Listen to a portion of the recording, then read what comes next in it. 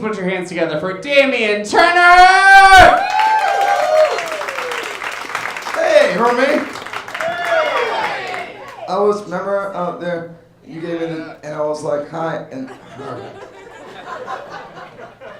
it's good to see you guys. My name is Damian. I am originally from a DC suburb in Northern Virginia called Fairfax.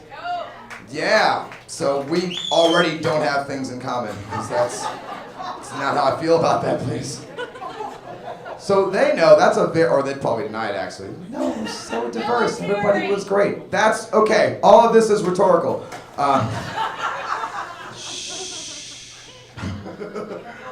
But when I grew up there, Northern Virginia was a very like white, conservative type of place, and I am black despite this haircut. You know what I'm saying? Like, I had to learn to be black in a blackness vacuum. A blackume, if you will. That's not a fun way to grow up. You can't be the cool kid when you're culturally khaki, okay? I was forced to ethnically identify as dad jeans, you know what I'm saying? Like safe but suspect, you know, like, it's not cool. It's not fair either. Rachel Dolezal got to identify as black for years. No one said shit to this lady. I tell people I'm black and they're like, no, that's not it. Something Dominican? Dominicans are black. Okay, all right. Somehow everyone's confused except the police. I think they had a meeting. Just the other day, a lady walked up to me in the street and she goes, "Excuse me, son, are you Arabic?" What kind of question is that for a stranger? Seriously.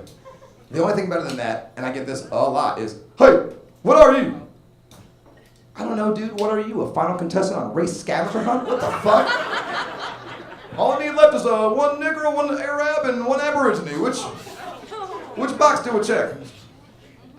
Other. Just, okay. So I told the lady, I was like, "No, I'm black. I'm African American." She was shocked. No. No. But you're so pretty. I said, "Yeah, and you're so homeless, bitch." Well, look, I know I look like I used to play bass for a Bollywood Duran Duran tribute band, but you don't have to be rude about it. It's not cool. People assume things about me. People assume I don't like rap music just because I dress like Edgar Allan Negro. That's not fair. I love hip hop, all right? I just don't like what the mainstream guys have to say. I'm into indie stuff, right? I don't agree with the lifestyle that the mainstream guys portray. I think it's unrealistic and unhealthy, especially towards women. For example, I doubt, that's right. For example, I doubt any woman in my life would be remotely happy with me if I ever tried to play with that pussy like peekaboo. I don't even understand the mechanics of that, to be honest. Are you like covering your face with your hands and trying to surprise it real quick? It can't see you. Are you like yanking apart the labia and just yelling, "Peekaboo!" into her uterus? That sounds potentially dangerous, although it's kind of fun. I don't get how that game could apply to that set of circumstances. And honestly, even if you could successfully carry out a game of peekaboo with a pussy,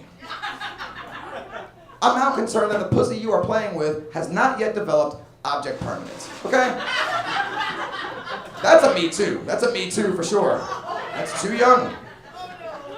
Oh yes. I had trouble making friends with the other black kids in my school growing up. I'm sorry, the other black kid in my county. Because I'm terrible at handshakes. Let me explain that. Black guy handshakes are like popular rappers' mixtapes, okay? Someone drops a new one every 3 to 6 months. Everyone knows about them before me. I'm so far behind when high-fiving came out in the 80s, I was still going, "Say, Jack, slip me some skin." All right, solid, baby. I was like 5, I don't know why I was talking like that. I was a weird kid. It's always a humiliating experience. I'll go in for the standard fist bump, but they're in grip formation, right? So I switch, and then they switch. And then I panic, and then I'm just frantically flipping my hand around like a Tetris piece on level 10. Looks like I'm trying to start a one-handed sissy slap fight. Talking about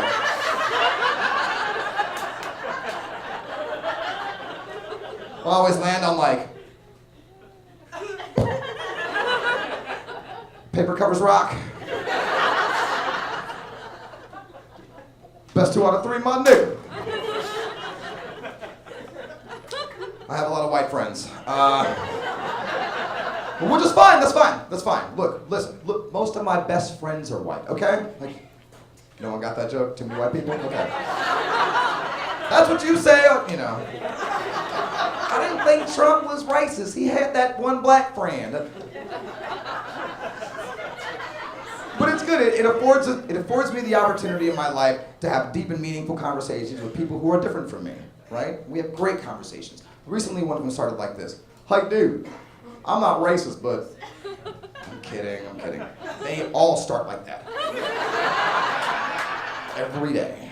Hey, dude, I'm not racist, but hey, man, I'm sick of hearing about this white privilege, dude. It just ain't real. Hate to break it to you, but yes, Topher, it is.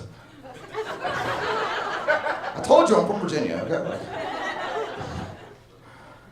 I said, I can prove it to you. He was like, how? I said, because I have some. And he looked scared, like you guys. I was like, relax, breathe, okay? I don't have full white privileges. I'm not just like running the streets, shooting kids and grabbing pussies.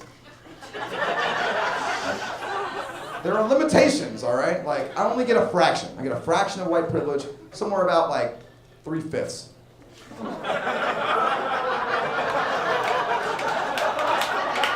What, too soon? I thought that after 400 years of a okay, all right. Or what happened? What, did half the audience fail history? Is that what happened? The other half went to public school in Georgia, for real? Like, it's not in our books. I love how somebody celebrated that. I'm like, ignorance, yeah. It's cool, I'm from Virginia. It wasn't in mine, okay? Like, so I told him, I was like, look, my white privilege extends to the phone and email. That's all I get, okay? So, like, I'm still afraid of the police, but Wells Fargo is my bitch. Fuck them. The beginning of the month, last month, I was in a bind. I had to pull some money out because I really needed some weed. And they hit me with an overdraft charge, like a bunch of bitches, just because I was below zero. And when I got the charge, I thought to myself, you know, on one hand, it is my fault, but on the other, bitch better have my money. So I called him as soon as I got a representative on the phone, and I said, excuse me, I would like to know why my business is unimportant to you. And they were like, we're very sorry to hear about that, Mr. Turner. We'll get right on that. And I said, you better. And I hung up. And then I checked my account, $200 credit. They didn't even ask me why I called. That's some shit, so you don't want to admit it. I would like to speak to your manager. So fast forward to last week, where I did the same thing because I am addicted to weed. So I went to complain again. This time I went to complain on Twitter. I was busy. I had things to do, weed to smoke. And I said, the people at Wells Fargo think that they can take my money and I'm not going to say anything. But I have a platform and I'm going to blow you guys up. And 5 minutes later, my phone rang. Hello? This is Malik with Wells Fargo Corporate Security Anti-Terrorism Division. This is Damian Turner. I got scared. I took all the bass out of my voice. I was like, this is he. He said, niggas, you crazy. Shit. How do they know? I used punctuation in that tweet. So I doubled down on my character. I was like, excuse me, sir, what did you just call me? He went, bruh, I'm looking at your profile picture. Fortunately, they did not press charges, but I have been permanently banned from Black People Twitter. You guys, I'm Damian Turner. You've been great. Give it up for your host.